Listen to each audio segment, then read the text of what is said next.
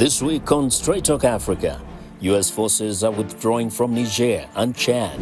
From its bases in Niger, the U.S. monitored the movement of extremist groups in the region. Will the monitoring of terror groups come to an end? Does the absence of the United States from the region mean that Russia and China will take hold? If so, will the United States have a role in the Sahel? Straight Talk Africa starts right now.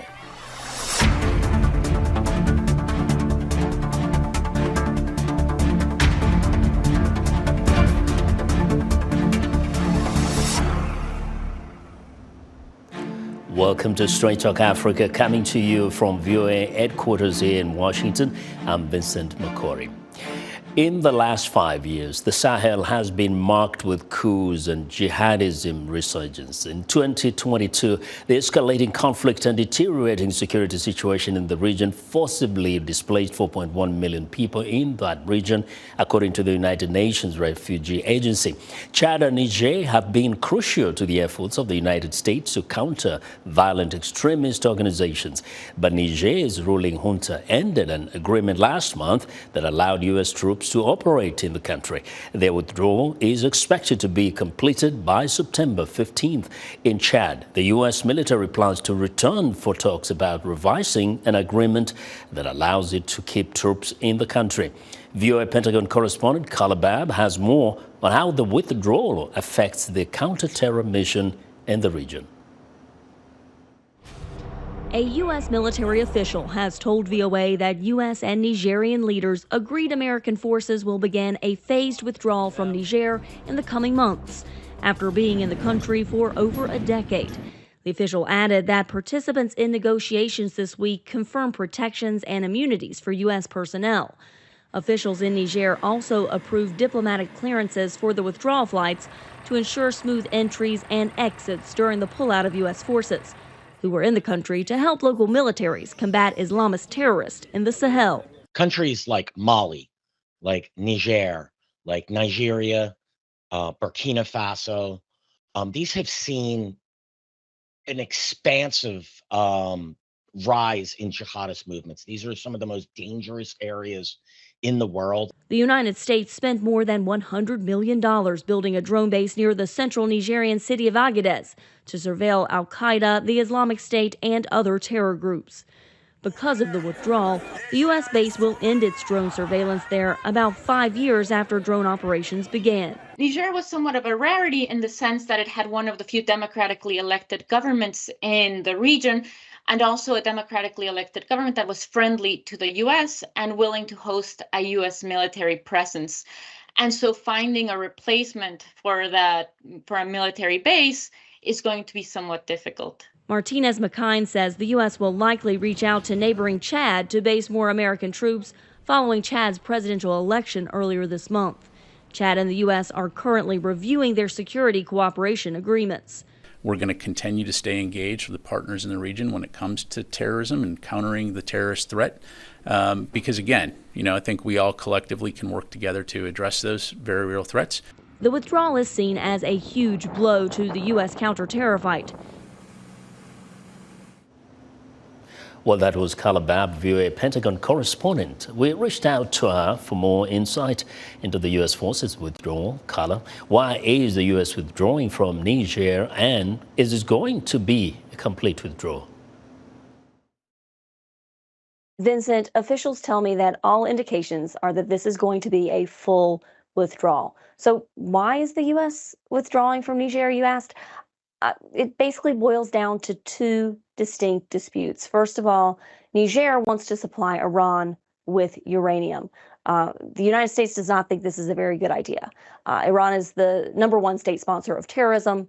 Anything that Nigerians could do to help improve Iran's nuclear situation is not something the U.S. is going to agree with or be okay with. The second dispute is over Russia. Niger wanted to bring Russian forces in to help with their security situation. And the U.S. is completely at odds with Russia right now.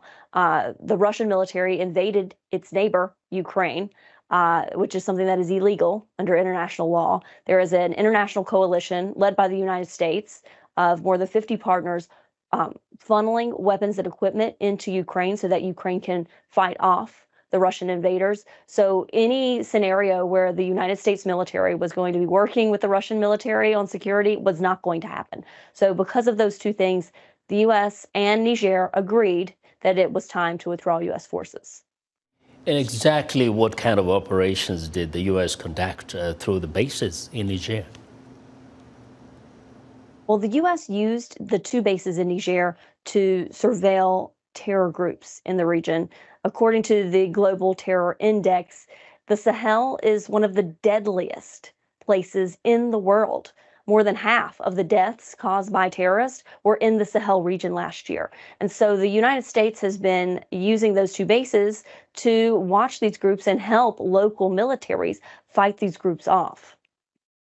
Is the U.S. actually considering the use or at least the creation of other bases in the Sahel to conduct similar operations in the near future? Well, yes, I'm sure the United States is considering other basing options in the region as we speak, but it's unclear if that's going to come to fruition. And here's why. I mean, it took a lot of money. We're talking over $100 million to build just one of those bases in Niger, plus hundreds of millions of dollars to maintain those two bases in Niger over several years. The U.S. established a presence and pulled out just a few years later. So it's unclear if, even though the United States may have the will and another partner in the region may have the will to move the drone and surveillance operations to another country, it's unclear how soon or if that will even happen, because Congress, U.S. Congress has to approve the funds for this. And after seeing what happened in Niger and seeing all of the political instability in the region, I mean, one analyst referred to the Sahel region as the coup belt because there's been so many coups recently. With all of this going on, it's unclear if Congress will have the appetite to put another base in the region. Now, analysts are presenting the withdrawal as a serious blow to the U.S. counterterrorism fight. What does the Pentagon say about this development? Well, yes, the Pentagon also says that this is a huge blow to the counterterror fight. I mean, I told you earlier about just how deadly the terror groups are in the Sahel.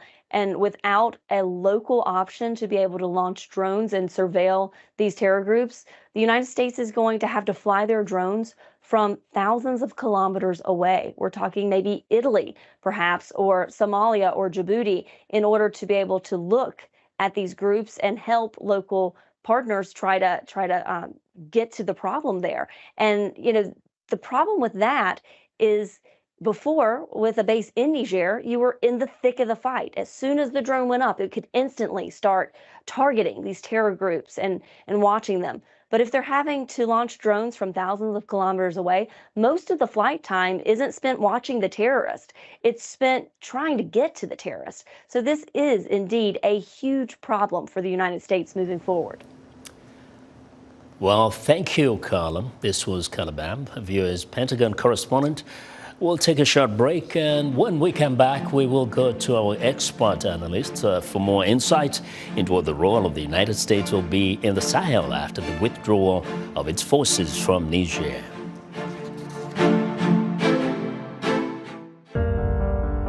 In times of change, when the world seems uncertain and what we hear doesn't reflect what we see, we seek the truth. When we are told only part of the story, we lose trust.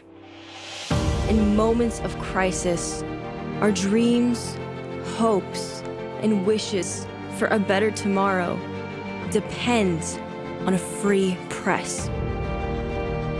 At Voice of America, we bring you the stories that people take risks to see. We connect the world and unite it with truth.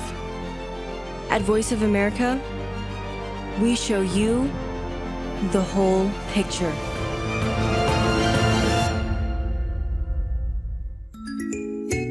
The African warrior queen, the Black Princess, or other super sheroes with afros are growing in popularity in comics.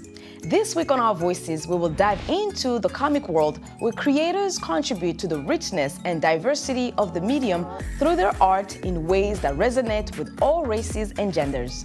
Join the conversation each week right here on Our Voices.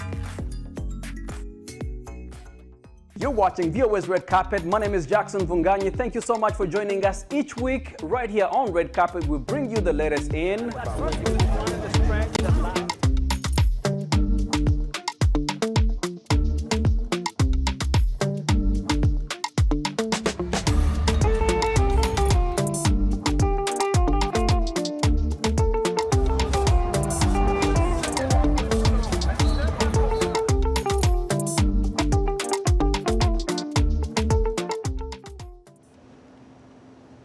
We are discussing the withdrawal of U.S. forces from Niger and Chad and how it will impact America's presence in the region. Joining me to discuss this issue is Kamissa Camara, Senior Advisor for Africa at the U.S. Institute of Peace, Professor of Practice at the University of Michigan and former Minister of Foreign Affairs of Mali. I'm also joined by Kwaku Nuamah, Senior Professorial Lecturer on Peace, Human Rights and Cultural Relations at American University. Kamissa and Kwaku, welcome to Straight Talk Africa. Thanks for having us.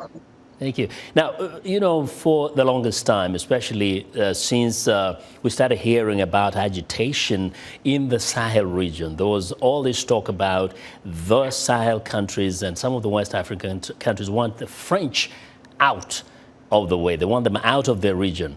Now, where did the issue with the United States come in? Some of our viewers may want to understand this. If I may begin with you, Professor Camara.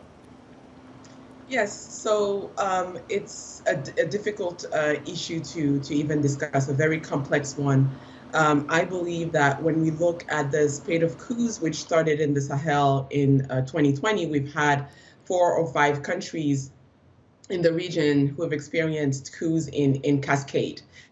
And so the military juntas who came into power have looked at those defense partnerships which had been signed and approved by their previous regimes, which had recently been toppled. And they have somehow decided that it was best for their regime survival to get rid of the French and then the United States. So the point I'm trying to make is that the security partnerships, as important as they might be for the countries of the Sahel, are now being dismantled based on political considerations. And this is the aspect that we are sometimes overlooking. The security situation in the region is dire. There is definitely a need for international assistance to help the national armies to fight off the terrorist threat. But then you need political support and you need a stable political government in order to work collaboratively with these foreign assistance powers. Yes. Now, actually, just within that kind of a context, Professor Nuamah, we know that the U.S. has said that it's attempting to create a new military agreement that will kind of, to some degree, work on some kind of options to have a revised deal. So what is that? And actually details may not have been given, but what could it be that will be palatable to the juntas or the people of the Sahel region that would allow the U.S. to continue staying in the Sahel region? So I think with Niger, their ship has already sailed, because once the Russians got there, it became untenable for the United States to remain. But with a place like Chad, there is a way back, because Chad has just had some kind of an election, and the United States can say, well, they're on their way to restoring constitutional rules, so we can reestablish relations with them.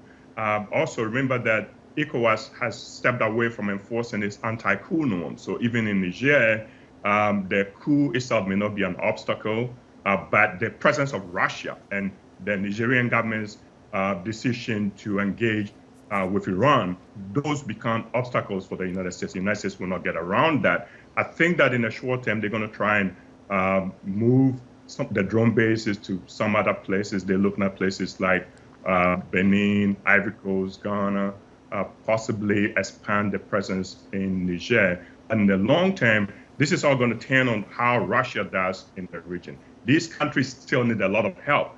If the Russians can provide that help, then they probably don't need the United States. But if the Russians fail, then these countries are probably going to reassess the relationship, and that will provide an opening for the United States to get back in. So, Professor Camara, you sort of implied that what they are doing is a restructuring of the security arrangement there, and they sort of need help anyway. So, is it okay to speculate that they don't necessarily have a big problem with the U.S., but they need to re-establish the engagement, the terms of the engagement?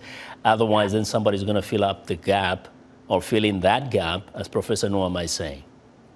Well, I am 100% sure that there are no specific issues with the United States as a partner. Actually, the United States is the ideal partner in the Sahel region because of its intelligence services, because of its operational capabilities to help the national armies fight the terrorist threat. To me, again, this is a political issue. You have to remind yourself that the United States were very supportive of President Mohamed Bazoum, who was overthrown by the current military juntas. And the US were very vocal for the liberation of President Bazoum. And I believe that the decision of the Niger junta to ask the United States to leave is in part because of the US obvious support to their predecessor and to the President Mohamed Bazoum. So it is mainly a political decision before it is a security decision. Mm-hmm. So in some sense here then, Professor Nuamah, it would appear that the situation is not necessarily similar in all the countries there, that every country has its own internal workings before you actually move on to the geopolitical landscape and even international engagement. As it should be, because they have different needs. And actually in Niger, they've indicated that they want Americans to stay, not militarily. They want American economic presence, they want investments, and they need cooperation with the United States across a whole bunch of issues. And again, the Russian presence is also uneven. So they have a lot of troops in Mali, but not a lot in Burkina Faso or in Niger. And these countries have different problems. And the question is, can the Russians help? If the Russians cannot help, they're going to have to go back to the drawing board and reassess the relationship. I don't think that you throw the Americans out with the French. You shouldn't do that. Modern countries have to figure out how to manage complex relationships. Just because you have problems with the French doesn't mean that you throw the United States out as well. Now, you rearrange the deal and you negotiate. You're a sovereign state. So you come to the table and say, this is what I need. Can we work together? If we cannot work together, then we reconsider all of that. But you don't take offense at the tone of negotiations, and you don't go in there and say, well, because the Russians want us to get rid of you, you got to go, or because we have a problem with the French. I don't even think that these countries should cut off ties with France. France helped underdevelop these countries. France owes a duty to help them develop. So don't give them a free pass by asking them to go home. Let them hang around and help clean up the mess. And so these countries they really have to, reassess this situation very well. And as I've already said, we don't want to become pawns in some larger geostrategic game involving the United States, China, and Russia. Africans should put their interests ahead, first and foremost, the interests of their people, not these other powers. Mm-hmm. Now, Professor Camara, some of these developments seem to have happened so suddenly, especially when governments changed. Was there a strategy, like really something that would work for each of these countries? Or as you're saying, it is kind of influenced by internal politics, and perhaps it's now the countries are trying to figure out what's the best way forward? Because we know there are all these players, and in some way, some have said they can all be in, only that they can play their roles differently, of course, as international partners. You've said it right. I think it's not a zero-sum game. I think everybody has a role to play, and everybody has a specific value added to bring to the table. I think the obvious value added for the United States is obviously security, but as my co-presenter said, the Niger authorities did insist that they would like for the United States to invest economically. So there are many ways in which international partners can invest in those countries. So again, it's not a zero-sum game. And I would like to think that diplomatic relationships have their ups and downs. But the most important thing that the United States will have to do in Niger, but also in the Sahel region, is to remain engaged despite the challenges, despite the difficulties. Things will change. These regimes are not there to stay forever. They will eventually go, and they will be replaced with others who might want to see the United States back. Mm-hmm. Now, Professor Nuamah, we know that every country is, of course, always looking out for its own interest first. But of course, as you did mention, there's a need to help these countries. They're so underdeveloped, most of them. There's no question from the citizens in terms of how do they see, the development in their backyard. And some seem to be embracing, or they seem to be embracing others other than the US and European nations. Has there been a sort of disenchantment with the level of economic support from the West that people may feel like perhaps we want to try and look east? Yes, because obviously the United States doesn't have the deep relationship that it should have had with Niger. So you cannot keep this relationship strictly at the security level. You got to go in deeper. You got to engage the people, the economy. So American FDI in Niger is negligible. And it doesn't make sense that you want to maintain a security relationship but not fully help them develop.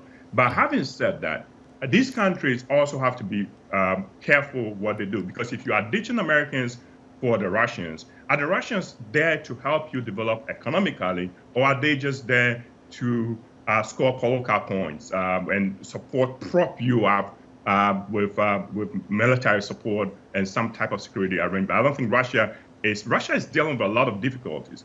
So Russia is the wrong country to be leaning on. The Chinese model has been interesting for Africans. Africans have been looking at China, and they tend not to be as critical as they should of how China has developed. But Africans are desperate, and any country that is growing appears to be attractive, except that the Chinese are doing on a scale that we cannot do. But there are other models out there. So hopefully what comes out of this is that there are lessons for the West as well. You cannot just go in there with security cooperation and not look at the economic development. I'm not talking about aid. The United States does aid in these places, but we need more than aid. So, Niger, for example, has uranium. They have a lot of other resources. The United States should, if that relationship is important to the United States, they should help develop that stuff. Don't just go in there and build bases and then fly your drones, and then you are shocked. They couldn't even prevent the coup. They couldn't help President Bazoum, who's their guy. How did the coup happen on America's watch? So what kind of ally are you if you sit there and you allow a military that you have been involved with all this while to do a coup against one of your guys? So they are looking at it and saying, is this relationship really helping me? Or is it just here to help the Americans achieve their goals? But having said that, at the same time, when talking about the coup and intervention, there are those who would say, that's also an internal matter. It could have been that, there are other forces within the country. And in fact, we saw some people celebrate the coup. So maybe I just wanted Professor Camara to kind of react a little bit or respond a little bit to what Professor Nuamah said. Yes, I sort of agree with what he said, and you just added to it. I think the United States did watch, indeed, as President Bazoum was overthrown. I think it was very clear that the U.S. was delegating the handling of the crisis to the ECOWAS, which failed in Niger. And I think there were expectations, even from the ECOWAS, that the United States would help reinstate President Bazoum, by sending drones, etc. And because the US had a military presence, and because the US didn't do anything, sat on the sideline and let the coup happen, I think that might have contributed to a sort of loss of credibility for the US's contribution to the stability in Niger, and might have contributed also to the current situation. Yeah. So, not to mince words here, there were mistakes that were made. I think the United States were not as vocal as they should have been, and not as straightforward as they should have been in Niger. And it was very clear that the Sahel is just not a US priority. Yeah. Professor Nuamah, in terms of security, the security and the future of the Sahel region, what do you see as some of the risks that we could face in this kind of a confusion where it's not very clear really who is working with who yet, who is supporting who at the moment? At the root of all these problems is the failure of the states in the region to provide for their people. So economic development is very important. So again, going back to the US stuff, if you are in Niger and you don't help develop the economy, you create the conditions that lead to the jihadist problem and leads to the coup. So that's the thing. If the states do not deliver, you're going to have instability in the region. In the short term, things can actually get worse in the region because the Russians are in there. It's not clear what capacity they have. They themselves are bogged down in Ukraine. And so we're not sure whether Russia is going to be able to help these countries deal with their problems. And that creates another problem. As the regimes are unable to beat back jihadis, other military adventurers may use that as an excuse to overthrow them. Because remember, some of the cases where we've seen coups, people have said, we did a coup because the government is not fighting properly. And so these are there. In Niger, Niger could actually be in line for American sanctions as it engages Iran and Russia, because the United States has not enforced secondary sanctions. But those countries that are dealing with Russia may be in line for sanctions, which will further weaken them and, threaten the fragile situations that they are currently managing and create further problems. I think it's going to get worse in the short term. In the long term, hopefully the Russians can figure out some way. Yeah. But I doubt it. I really, really doubt it. I don't think Russia is strong enough for anybody to be leaning on. I'm sure we'll continue this conversation, but we'll have to leave it there for now.